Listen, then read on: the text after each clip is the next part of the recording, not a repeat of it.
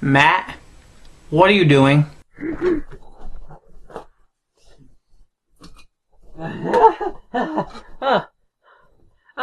Hi. Yeah. No, I'm not up to anything. Nothing at all. Didn't you call me to watch one of my dad's old family videos? Oh yeah, that's right, Jason's son. I was gonna ask you why you popped in like that. So, part 3 then. Ladies and gentlemen, please put on your 3D glasses now. I have warned thee. I have warned thee. Yeah, stop that. You're gonna poke someone's eye out. I found this today. There were other parts of the body. That's an eyeball! But he said he wanted me to... Oh, wait. Really?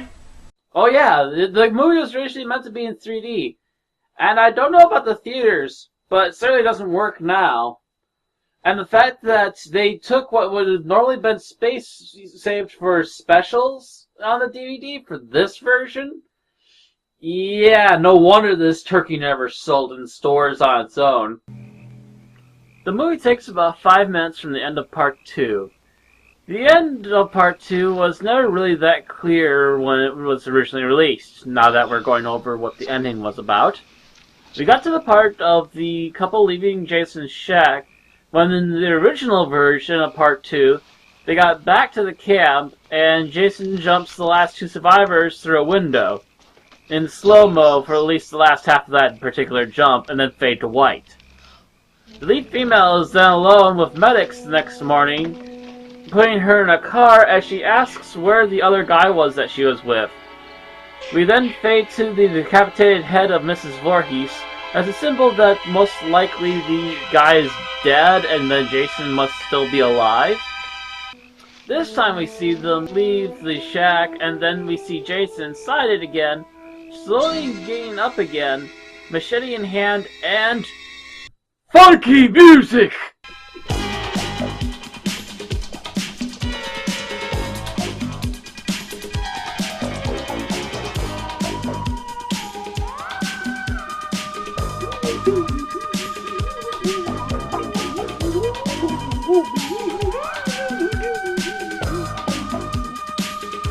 After the opening credits, which are widely regarded as the best 3D of Friday the 13th 3D, we see an happily married couple watching a news anchor describe the aftermath of the previous film.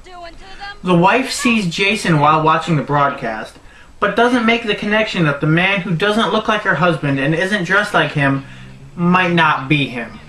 After the husband removes one of their rabbits from the grocery store they run, he goes on to discover that an animatronic snake, complete with control cables, killed one of their rabbits.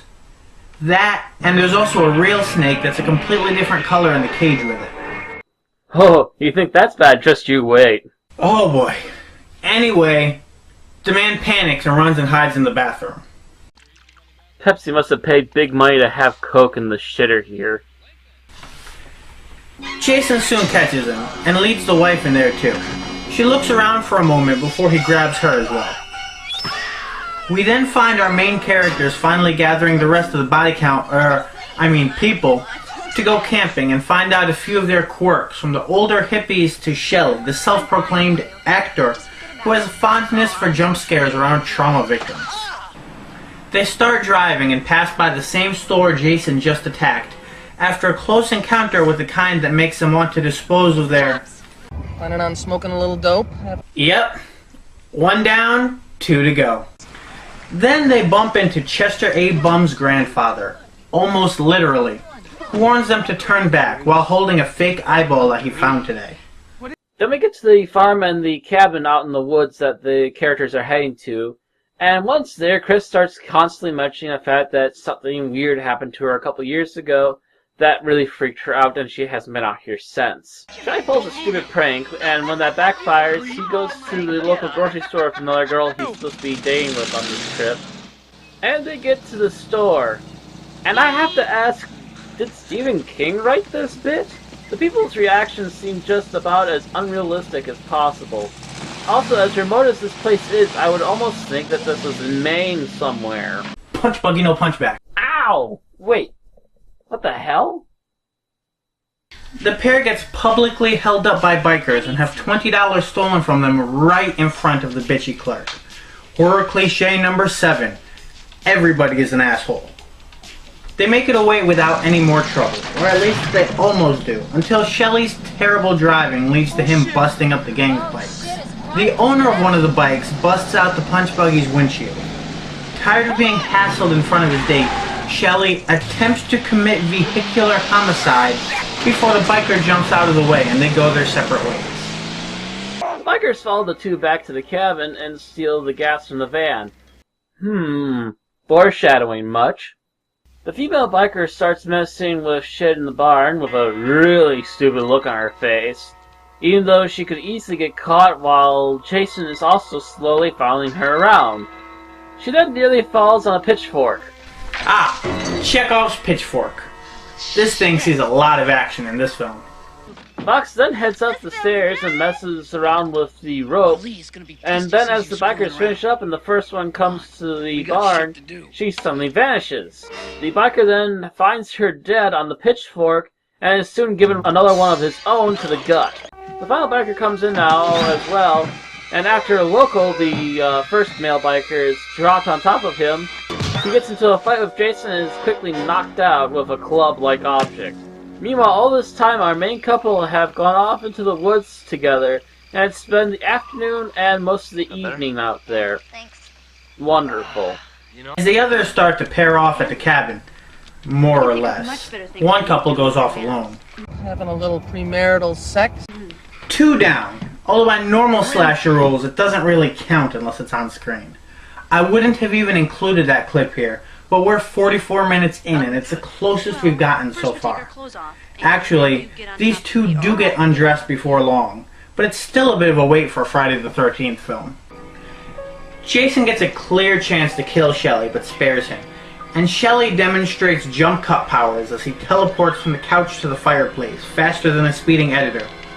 Hey, wasn't he the one saying that the bum looked like his grandfather earlier on? Maybe Shelley is Chester. Oh my god, this is the greatest movie I've ever seen in my life! Aside from that one I apparently starred in. Huh. While this is all going on, Chris and Rick are talking about the experience that traumatized her in the first place. After a fight with her parents, Chris had run off into the woods, where she was jumped and dragged off by my dad, only to black out and... What the fuck? Are they implying that Jason raped this girl? Well, I guess that's one way a Jason's son comes around. Chris ends her story with the fact that she woke up in her own bed, with no further comments from her parents. And then she and Rick discover horror movie cliche number 12, car battery dies. So after a close call for the hippies... Which they honestly deserve, trying to go after Shelley with a real axe to scare him. Shelley scares his date, to which she then walks off without him for a while. I imagine he'll have much better luck getting into her pants after that little maneuver. He then walks off after the inevitable argument. Chuck? Chili? Hey! What are you guys doing in there? Apparently, Shelley wasn't content to be the only person he cock-blocked that night. He follows after Jason into the barn, hockey mask and harpoon in hand. Meanwhile, the girl he was with drops his wallet into the water, only for another figure with a hockey mask and different-looking clothing to come out. And then... punch in the face! Holy shit, was that a 3D effect that actually worked on screen? Yes, and it's sadly the only 3D effect in this movie that actually works properly. Meanwhile, the horny couple finally finishes up.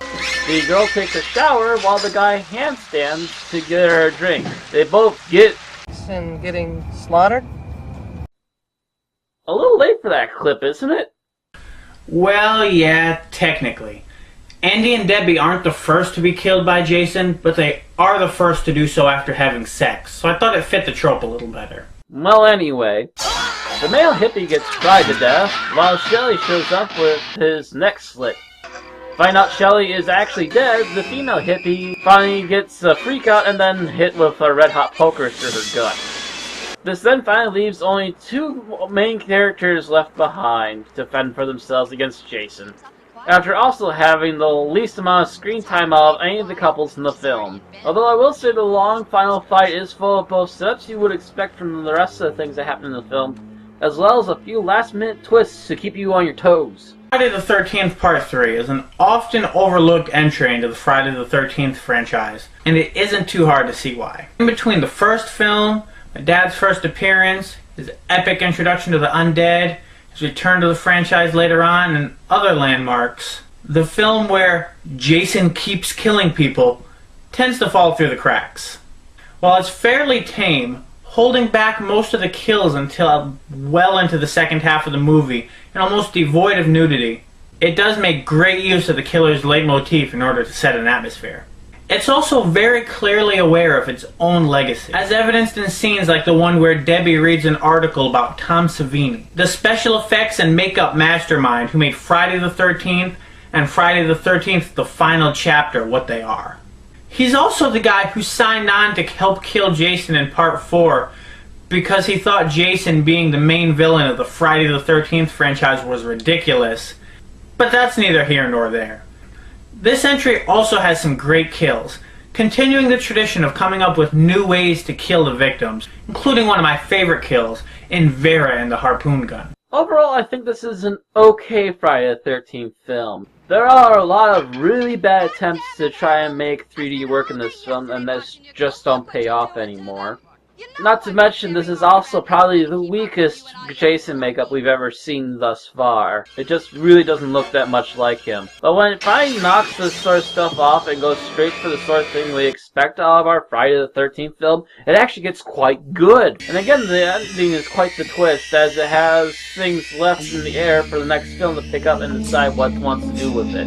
Including keeping the hockey mask, which would become Jason's calling card from this point on, and he would keep this mask until at least the end of the 7th film, where he would then pick up a brand new one at the beginning of the 8th film. Well, I think that's about it for this time. Thanks for coming on, Jasons. No problem. I'll catch you later. Yes, Matt does have a gaming group with them on Mondays. Wait, did I say Matt? Oh, I goofed. Oh, yes.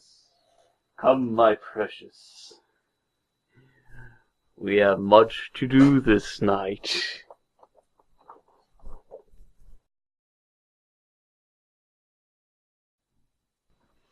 Yes! Quite the day, wouldn't you agree, folks?